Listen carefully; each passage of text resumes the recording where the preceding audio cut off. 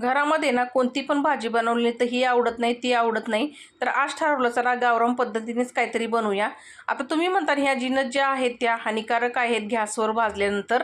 तर मंडळी गावाला चुलीवर भाजतात. आता आपल्या इकडं काय चूल वगैरे नव्हती म्हणून मी गॅसवरतीच हे भाजून घेतलं. कांदे, टमाटर आणि लसूण, खोबरं आणि ते सर्व जिन्नस मी परत तेलामध्ये ना परतून घेतलेलं आहे कढईमध्ये.